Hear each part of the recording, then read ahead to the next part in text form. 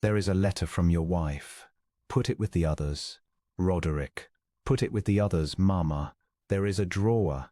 Lady Outram did not put it with the others. She sat down in the window of the London house in Bruton Street with the paper in her lap and looked at her son for rather a long time, and then she broke the seal with her thumb, which in 40 years he had never seen her do to anybody's letter. You cannot open that. I am 71 years old, and I am going to do exactly as I please, said his mother. Sit down. You are going to hear it, and if there is one word in it that shames me, I shall put it in the fire myself and never mention it again. Roderick, Duke of Gathmoor, sat down in his own drawing-room like a schoolboy on the 9th of October and heard his wife's voice for the first time in 14 months. It would be the better part of a year before the Duke of Gathmoor came up that north road early, unannounced, in the rain, and discovered what 41 unopened letters had been asking him, and by the time he read them the asking would be finished, and there would be nothing left in that house to answer. Gathmoor, the 29th of September, read Lady Outram, Your Grace. The rents are gathered. £1,140 less the arrears at Barrow Hay, which I have forgiven for this year, the man having lost his wife and being no use to anybody until spring. I will make it good out of the plate money, and you will not be a penny down. The north wall of the tithe barn is out of upright by 3 inches and must be strapped before winter. I have had 2 estimates and taken the cheaper man, who is not the better man, but the difference was £19 and I judged the wall would stand it. There is a matter I have written to you about in April, in June, and in August, and I shall write it once more, and then I shall let it alone. The room over the old malt-house, where the plate school sits, is held on a yearly tenancy that expires at Lady Day. The London house will renew the contract for another 5 years, 82 women and £114 a quarter into this parish, but the warehouse will not sign with a tenancy that any landlord can end in 12 months. They want a lease of 7 years. The lease is drawn and lies in the muniment room at Gathmoor. It requires the signature of the owner of the land, which is not me. I do not ask you to come. I ask you to sign a piece of paper and send it back by the post, and I have asked it 3 times. I am always your obedient servant, E. Gathmoor. Lady Outram folded the letter. Well, it is a state business, said Roderick. Skirrow ought to deal with it. You have not had a steward called Skirrow for 4 years. He died. She wrote and told you, and you did not open that letter either. His mother stood up. Do you know what is in the rest of the drawer? I do. I counted them in June, when you were at Doncaster. 40 of them. Every quarter for 7 years, and none of them ever asked you for anything but a signature. She has Gathmoor. She has the whole of the North Country to do as she likes with and no one to trouble her, which I understood to be the arrangement. The arrangement, said Lady Outram, was made in a lawyer's room in Marhill by 2 men who are both dead, and the girl was 22, and you spoke 11 words to her on the day you married her. I was there. I counted those 2. He did not answer, because there was no answer, and because his mother had a way of stopping in the doorway. They call her the Duchess of Gathmoor in that county, Roderick. They do not call her your wife. They do not think of you as being married. They think of her as a woman who came to that house with £20,000 of her father's money and stayed. The other thing arrived on the same day in the person of his cousin, and was a great deal easier to attend to. You will have the papers from Fairings, said Nance, standing in front of the fire in a coat that fitted him too well. The mortgage on the North Farms falls in at Lady Day, 12,300. My father lent it to yours in a bad year, and the interest has come in like a clock ever since. And I do not want your interest, cos. I want the land. I will take the 4 North Farms and the malt-house ground in discharge and cry quits, and you may have the rest of your county and welcome. The malt-house ground is a ruin. It is a ruin with a slate roof and a stream, said Nance, and I mean to put 4 looms into it and take a mill lease. And if you had ever gone up there, you would know that. Roderick looked at the fire for a while. Lady Day, he said. Lady Day. The 25th of March. Bring me 12,300 that morning, or bring me a conveyance, and I do not care in the least which. He went upstairs that night and opened the drawer in the little writing room and looked at what was in it. 41 letters in a firm upright hand, the seals unbroken, tied in bundles of 10 with tape by some servant who had evidently thought somebody ought to. He did not read them. He shut the drawer, and it did not once occur to the Duke of Gathmoor, that night or for many nights after, to ask himself the only question that mattered, which was this: that the interest on £12,300 is £516 a year, payable quarterly. That he had not paid it, or thought of it, or given an order about in 7 years, and that Nance had just told him, standing in front of his own fire, that it had come in like a clock. Her Grace is at the malt-house, your Grace. She is generally at the malt-house until 4. In this? In anything, your Grace. Roderick had come up the North Road on the 11th of November in weather that took the paint off, and had arrived at his own front door to find nobody expecting him, because nobody had been told. The house was warm. That was the first thing, and it annoyed him out of all proportion. He had carried a picture of Gathmoor in his head for 7 years.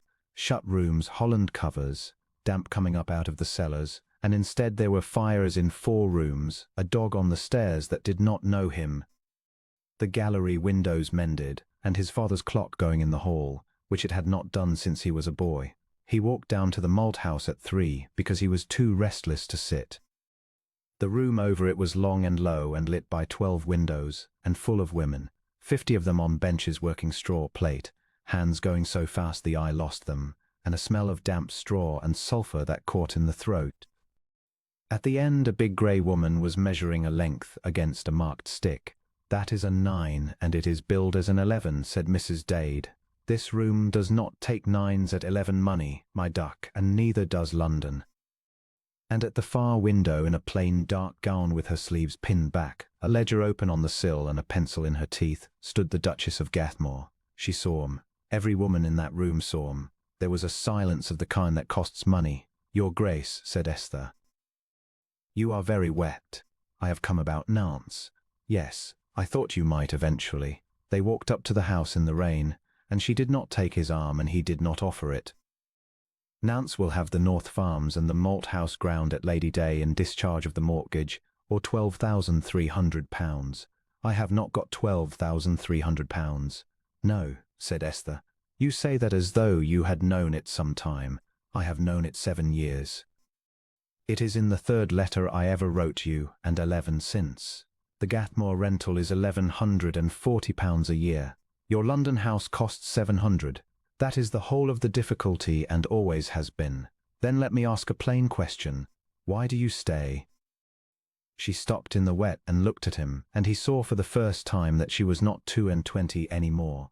She was 29, with grey coming at one temple, and her hands red and cracked across the knuckles from straw and cold water. "Because everything I brought to this house went into it and cannot be got out again.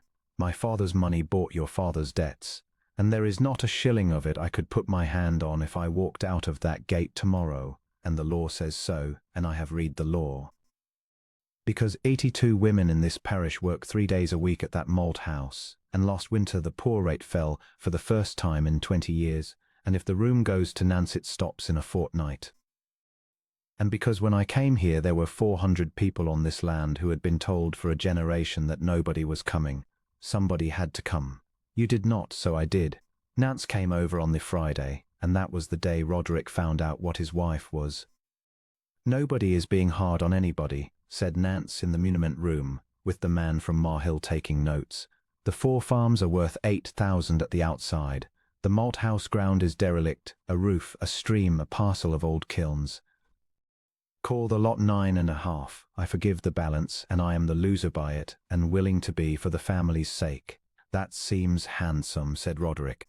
It would be handsome, said Esther, if the malt-house ground were derelict. She put a book on the table and did not raise her voice once.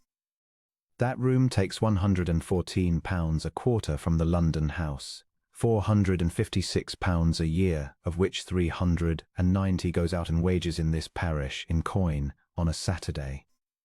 Since it opened, the poor rate at Gathmoor has fallen from 4 and 3 pence in the pound to 2 and 9 pence, a saving to this estate of £211 a year, and to your farm's cousin of about 60. The building is worth nothing to a man who wants a ruin.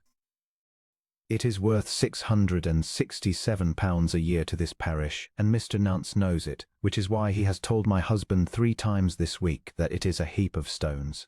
Nance's face did not move much. It did not need to. You have been busy, ma'am. I have had 7 years and very little company. Rick sat there and felt the ground go over sideways. He had agreed in London, in front of a fire, that the malt-house was a ruin. He had said the word himself because his cousin said it, and because it was easier than knowing. The second thing happened at 8 that evening, when he was going through the estate books more to look busy than for any other reason. There is no interest here, Your Grace, on the mortgage. £516 a year quarterly. It is not in this book. It is not in any of them. I have gone back 4 years. The man from Marhill looked at the page, then at the candle, then at a point about 2 feet to the left of the Duke of Gathmoor's head. No, Your Grace. It does not come through the estate. Then how has it been paid every quarter for 7 years? It is paid, Your Grace, said the man from Marhill. It has never once been late, and that was the whole of what he could get out of him that night or afterwards. And he sat up until 1 in the morning with the books open in front of him, and could make nothing of it whatever. There is a box come up from London for Your Grace. It is uncommon heavy for its size. Put it in the little writing room and shut the door. Will Your Grace be wanting a candle? Your Grace will be wanting 4, said Roderick. He had written to his mother on the 12th of November, and her answer was 1 line. I have had them sent, and I hope they burn you. And on the 18th the whole contents of the drawer came up the North Road in a deal box. 41 letters in bundles of 10 tied with tape. He read them in order from the first, over 3 nights.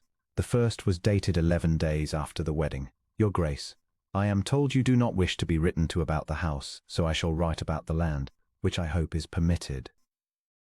The roof of the East Range is gone in 2 places, and I have had the slates off the old dairy to mend it, since the dairy is not used and the rain does not care whose room it comes into. The 9th was about a fever in the cottages and had a list of names in it, and against 3 of the names she had written the word died in the same steady hand. The 24th, 3 years in, said, I have engaged a woman named Dade from the Marhill Plateworks at 14 shillings a week to teach the straw. She says the parish girls have the fingers for it. I have taken the room over the malt-house at £11. I have paid for the benches out of my own purse, and there is no charge whatever to the estate. I set that down so nobody can say afterwards that there was. The 31st, 2 winters ago, said, Your steward died on Tuesday. I have not filled the place. I do not need a steward. I need a signature about 4 times a year, and I am beginning to think I shall not get one. And if that is so, I would rather know, and I would not think the worse of you. A man may be honest about what he does not want. And the 41st, which had come the week he read them, said, The wall is strapped. The frost has been very hard. The women ask after you, which I find I cannot answer, so I say you are well. I hope you are well. Roderick, Duke of Gathmoor, put out the candles at 4 in the morning of the 3rd night and sat in the dark in the little writing room for about an hour. He did not go to her and make a speech. He had that much sense left. He went out at 7 the next morning in the rain and found her on the North Road with the man from Marhill and a farmer, looking at a fallen wall, and said, Tell me what wants doing today. And she looked at him a long moment and said, Bring your gloves. You will want them. He carried gateposts. He held a lantern 4 hours in a lambing shed in December. He learned the names of the North Road families in a fortnight, which any man may do if he troubles, and was privately ashamed of how easy it proved. At Christmas he stood in the malt-house room with a pencil and let Mrs. Dade tell him, in front of everybody, that he had measured a length wrong 2 running, and had better stick to what he knew. You are working very hard at it, said Esther on the road home, on the 1st day of January. Is that a fault? It is a novelty. Novelties where, Esther, I'm not being cruel, I am being accurate, which people always take for the same thing. She pulled her shawl up. You have read my letters, and I am glad. They were not written to be read 7 years late, but I am glad. Only do not come to me on a Tuesday full of feeling and expect me to feel it back the same day. I have had a long time to arrange myself, and I shall not unarrange in a fortnight. How long then? I do not know. said the Duchess of Gathmoor, and walked on, and it was not until they were in the yard that she added, "It is not nothing that you asked. The letter from the London warehouse came on the 9th of January, very civil and entirely immovable. They had had the honour to take the whole of the Gathmoor plate 4 years. They were content with the work, but their house could not go on with a yearly tenancy over its principal country supply, having been burnt twice that way. The 7 years' lease must be executed and lodged in London by the 1st day of March, or the contract for the next 5 years would go to a house at Marhill, who had asked for it 3 times. The 1st of March, said Roderick, and Nance on the 25th, said Esther. You may sign the lease this afternoon, and it costs you nothing, and then in March your cousin takes the land with a 7 years' lease sitting on it, which is exactly why I've been asking for 4 years, and exactly why he has been telling you the place is a ruin.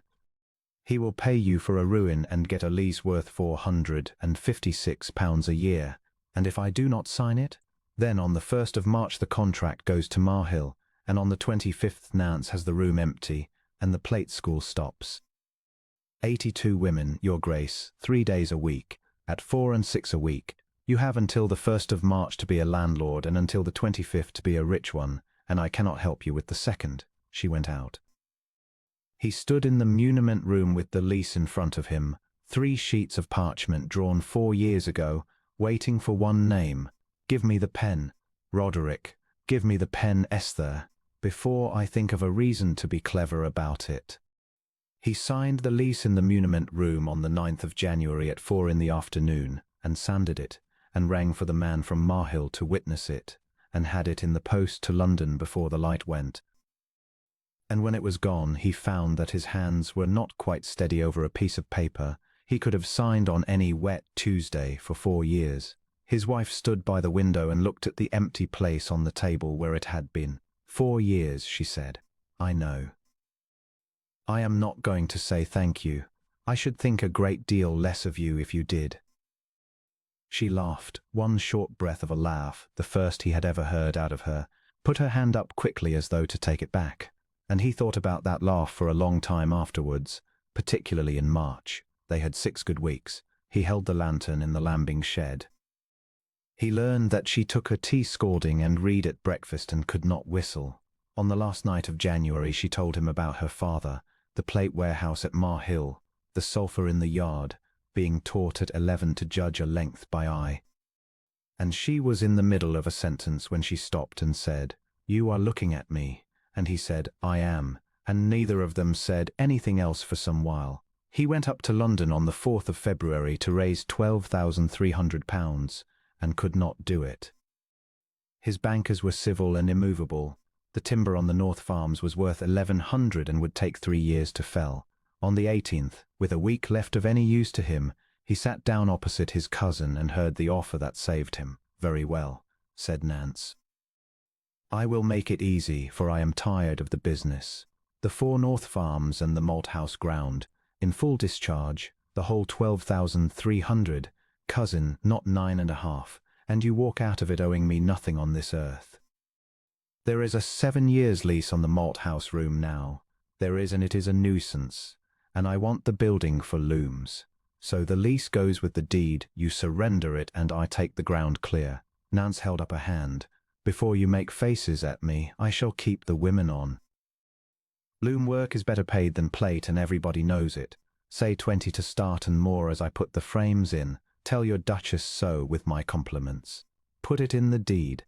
I will not put a factory I have not built into a deed. You have my word in front of my own attorney, which is more than my father ever gave yours." Roderick did the arithmetic, and the arithmetic was very good. £12,300 gone at a stroke, the estate clear for the first time since his father. 20 women kept on and more later, and the North Farms were poor land anyway. He signed it on the 19th of February.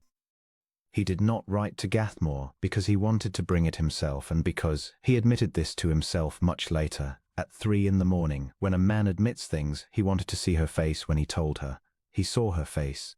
"You surrendered the lease," said Esther.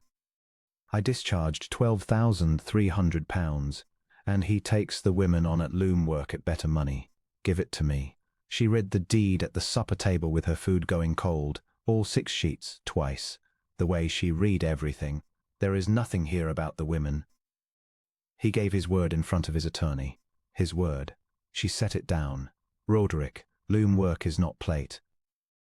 It is a factory in a building at fixed hours, and a woman with a sick husband or an old mother cannot go to it, which is the whole reason we plait at home 3 days a week and not at a bench 6. 20 places, he says. There are 82 women in that room. He will take the youngest and quickest 20, and the rest go on the parish by Michaelmas, and the poor rate on the farms you have kept goes up 200 a year, and it will be no use complaining then, because you have signed. The London contract stands until. The London contract goes to Marhill on the 1st of March, because there is no lease now to lodge. You surrendered it 11 days before the day it was wanted for. She said it quite quietly. You did in 11 minutes what I have spent 4 years trying to prevent, and you did it to save the estate, and you will be able to say for the rest of your life that you meant well, and you will be perfectly right. She did not raise her voice. She did not weep. She folded the deed and put it back into his hand and said, "Excuse me," and went out, and Roderick sat at that table for 20 minutes with 6 sheets of parchment before him and the candles guttering. She was gone at 7 the next morning. The gig, the man from Marhill under valets, 3 days in the town on business, the housekeeper said, and no, her grace had left no word. What she did in those 3 days he learned afterwards, in the order everybody else learned it. She saw the London warehouse's agent at the Marhill Inn on the Thursday. She was 2 hours with the bank manager on Friday morning. And on Friday afternoon she took, in her own name, at £40 a year, the empty carrier's warehouse in the yard behind the corn market, 400 square feet, a slate roof and 12 windows facing north. She told nobody at Gathmoor. She came home on the Saturday and asked after the lambing and poured the tea. A married woman cannot make a contract. She cannot hold a lease. She cannot be sued upon a bill. And she cannot be trusted with £456 a year of anybody's money.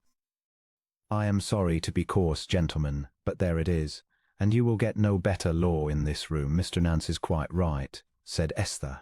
The long room over the corn market at Marhill was full on the 28th of February, the London agent down from town, 2 men from the rival plate house, the vestry clerk, 10 farmers who paid the poor rate, Mrs. Dade with her arms folded at the end of the second bench, and above 60 women standing at the back in shawls with the rain still on them. Roderick came in at the door at 11:20, having ridden 9 miles in an hour, and stopped where he was, because his wife was on her feet in the middle of that room and had plainly been so for some time. Mr. Nance is quite right about a wife and quite wrong about me, and he knows it, because his own attorney drew the settlement, said Esther. When I married, my father's share in the Marhill plate warehouse, 1/3, was not paid over to my husband. It was settled upon trustees to my sole and separate use, and I may deal with it, contract for it, sue and be sued upon it as though I were an unmarried woman, and that has been the law of these settlements for 150 years. My husband has no more to do with that third than Mr. Nance has. It is mine, and has been since I was 22. She turned to the London agent. I have taken in my own name the carrier's warehouse in the yard behind this building, 400 square feet, 12 north windows, £40 a year, 7 years lease lodged at the bank this morning. I will take the whole Gathmoor and Barrow hay plate as the parties to it stand, at the prices in your last letter, on your usual quarterly bill. My trustees are here. Their guarantee is on the table. If a bill of mine is ever dishonoured, sir, you may have the third. The agent read the paper for a minute and a half, in a silence in which nobody coughed.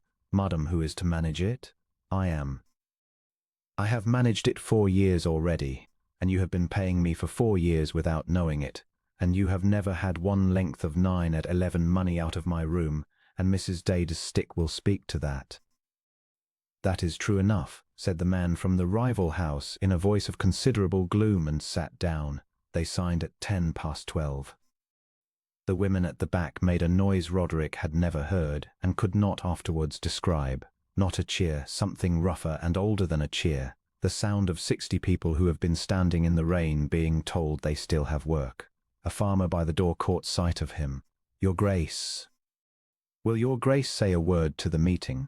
Roderick, Duke of Gathmoor, took his hat off and said, I have nothing whatever to say that would improve it, and stood at the back and let the whole of it go on without him, and it was the first entirely decent thing he had done in 7 years. On the 2nd of March he went to London to buy back the malt-house ground. He was there 9 days. He sold the lease of the house in Bruton Street, his father's shooting at Kell, and 11 of the pictures out of the Long Gallery, and got together £9,000, and offered his cousin every penny of it for the malt-house ground alone, and Nance, who had his looms ordered, refused pleasantly twice. On the 11th he gave it up and started north, meaning to be home on the Friday. He came home on the Wednesday 2 days early, unannounced, in the rain, at 4 in the afternoon, on a hired horse, with £9,000 in the funds and nothing whatever to show for it. The front door stood open in the wet, which it never did. There were 4 corded trunks in the hall and 2 deal packing cases, and the long gallery table had been dragged out and covered in straw, and the dog that did not know him was lying under it. There was a cart in the yard with a tarpaulin over it, and Mrs. Dade coming down the stairs with pattern boards under each arm, and she stopped dead on the 3rd step when she saw who stood in the doorway. His wife was on her knees on the flags beside the 2nd case, in a plain dark gown with her sleeves pinned back, packing. She had the ledgers in her arms. She looked up. You are early, said Esther. Nobody said anything for a moment. The rain came off the porch behind him in a sheet. I did not. He put his hat down on a trunk because he had to do something with it. You are going, on Friday, to rooms over the warehouse at Marhill until I can take a house. I meant to be gone before you came back, and I have made a mull of it, and I am sorry, because I would rather have done it without a scene in a hall. Esther, the plate goes on Thursday and the benches with it. I have written the whole of it out for you, the rents, the walls, the arrears, what to do about the north wall of the barn. It is on the muniment table in a fair hand, and anybody can follow it. She stood up and pushed the hair off her face with her wrist, the most ordinary gesture in the world. You will manage very well. You have found out this winter that it is not difficult, it is only daily. He does not know what he said. He knows that he said something, and that she answered it kindly, which was the worst of all, and that he walked 3 steps and stopped by the 2nd packing case, where the household books were going down in layers, ledger on ledger, straw between. And on the top of them, where she had just set it down, was a bank book, small, marbled, worn at the corners, with E. Gathmoor in ink on the label. It had fallen open. He picked it up. 7 years of quarterly payments out. 28 of them. All the same. All made to the same house of attorneys at Marhill on account of the mortgage on the North Farms. £129. The 25th of March, the 24th of June, the 29th of September, the 25th of December, every quarter for 7 years. Out of her own money, without one word to anybody, so that the estate which had swallowed her father's £20,000 should not fall down on the 400 people living on it. 28 payments, £129 each. £3,612 of your own money, and you never told me. It was my father's money, said Esther, and I decided what it was for. Had I told you, you would have felt it, and you would have written to me about money instead of about anything else. And I did not want to be written to about money. You could have let it fall in. Nance would have taken the North Farms 7 years ago, and I should have deserved it. There are 9 families on the North Farms, she said. They did not deserve it. She went on the Friday. He did not stop her, because there was nothing left in the world he had any right to stop her with, and because she asked him not to, and he stood in the yard and watched a cart with a tarpaulin over it go down the north road with his wife walking beside it as far as the gate. The Gathmoor audit was held in the great barn on Lady Day, the 25th of March, as it had been held on that day for 200 years. 40 tenants, the vestry, Mrs. Dade at the back, Nance at the front with his hat on his knee, and Lady Outram, who had come up on the mail and had not spoken to her son in 11 days, Roderick, Duke of Gathmoor, paid the allowances and settled the arrears, and then stood up on the end of the table with a deal box in his hands. Before you go, this is a box out of my writing room. I am going to tell you what is in it, and then 4 other things, and then you may all go home and say what you like in the lanes, and you will be right. The barn was very quiet. There are 41 letters in this box. My wife wrote them to me from this house, every quarter for 7 years. Every one is about this parish, your roofs, your walls, your arrears, your fever, your dead. 39 of them I never opened. My mother opened the 40th in October in front of me, because she was ashamed of me, and she was right to be. Second, the plate room over the malt-house was hers, her notion, her money for the benches, her contract, her £456 a year into this parish, and the poor rate down from 4 and 3 to 2 and 9, which has been in my pocket and never in hers. In February I signed away the malt-house ground and surrendered that lease to my cousin, for my own convenience, on a promise about 20 looms that is written in no deed, and I did it in 11 minutes without telling her. Mr. Nance, you are sitting there. You may say now, in front of 40 of your neighbours, how many women you will take on and at what wage, and the vestry clerk will write it down. Nance said nothing at all for a while, and then said that these things took time, and the barn made a low sound of a kind a man does not care to hear from his neighbours. Fourth, the interest on the North Farm mortgage, £516 a year, has been paid punctually every quarter for 7 years out of my wife's own separate money, without a word to me or to anybody in this county. 28 payments, £3,612. I did not know it until Wednesday. 9 of you are farming land this morning that you would have been put off in a bad year, but for a woman you have all been calling 2 grand to speak to since she was 22, and who never once let one of you find it out. Fifth, I have sold the London house, the shooting at Kell, and 11 pictures. £3,612 of it is repaid to her this morning with interest at 5, which is a debt and not a gift. The rest is settled upon her to her soul, and separate use where my hand can never touch it. Nobody in this barn would call that generosity. You would call it paying what you owe. He got down off the table. There is no sixth. I would rather this parish did not think I have come to the end of the account and squared it. I have not. The lady is at Marhill, and she is there because I sent her there, 1 signature at a time over 7 years. Lady Ottram was heard to observe to nobody in particular that it was the first sensible thing her son had done since he was 9. He did not go to Marhill for 3 weeks. When he went, on a Saturday in April, he went by the carrier's cart, because he had sold the horses, and he came into the yard behind the corn market at 8 in the morning, and up the outside side stair of a carrier's warehouse with 12 north windows, where 70 women were working plate and Mrs. Dade was measuring lengths against a marked stick. Esther put down her pencil. You are early again. I shall keep on being early. It is the only thing I have left to be. He turned his hat over. I have not come to ask you to come home. I know better. I have come to ask whether I may come on Saturdays and be useful and be told what to do, and go back on the Monday. If in a year you would rather I did not, I shall stop coming, and you will never have to say it twice. The Duchess of Gathmoor looked at him a long moment, across a room that smelled of damp straw and sulphur. You may come, she said. Bring your gloves. There are benches to shift. He came every Saturday from April to September, and in October he did not go back on the Monday, and nobody in Marhill remarked upon it, because by then the town was quite used to seeing the Duke of Gathmoor carrying pattern boards. The plate warehouse took 110 women by the second winter and paid its bills to the day. Nance's looms took 9 and were sold up in the 3rd year, and the malt-house ground came back into the family by purchase at rather less than he had given for it, and is a school now, with a slate roof and a stream at the bottom of the field. They came home to Gathmoor together the following spring, which was her idea and not his.